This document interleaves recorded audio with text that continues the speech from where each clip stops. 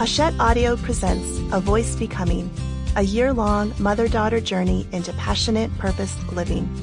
Written and read by Beth Bruno. This program includes a Mac and PC-compatible PDF.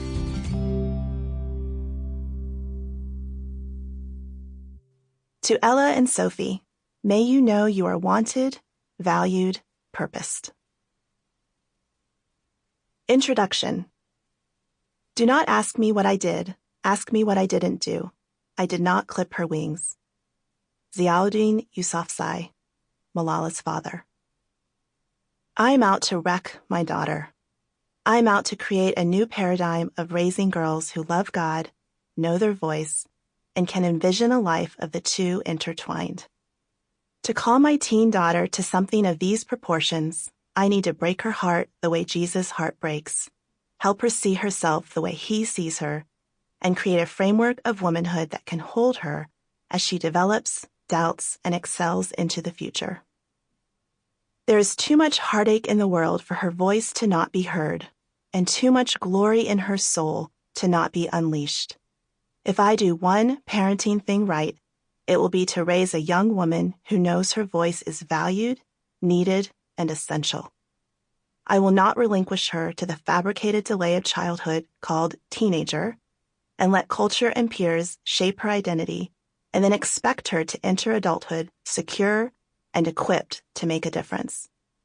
I believe she is vital to an epic story, and I play a vital role as her mother to remove the blinders that deceive and seduce her age group.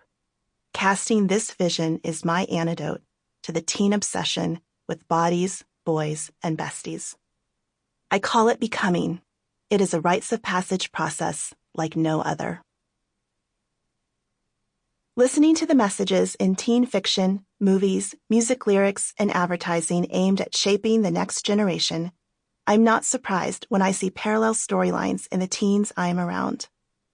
Your value and worth come from being a sex object plays out in girls' poor body image, clothing choice, and behavior with boys. To be cool, you need a boyfriend permeates every young and short-lived romance as our kids stack up heartaches and betrayals. And perhaps worst of all, the belief teenage years are for fun, friends, and delayed responsibility has created a decade of 20-somethings who have failed to launch. They are simply unprepared to navigate adulthood. As a parent, I am unsatisfied with raising children who live such a small story. Not only do I believe young people are capable of more, I believe the journey toward passionate and purposeful adulthood begins in adolescence. I do not think I'm alone. Ideologically, I straddle two generations. At the outer edge of millennials, I find myself an older mother with younger friends who have different perspectives than women my age. My peers and role models who are just ahead of me in parenting herald from Generation X, to which I officially belong. Theirs is a more traditional and defined faith, church expression, and parenting style. The millennial movement in the evangelical church, or rather outside of it, is one I relate to and live in the tension of.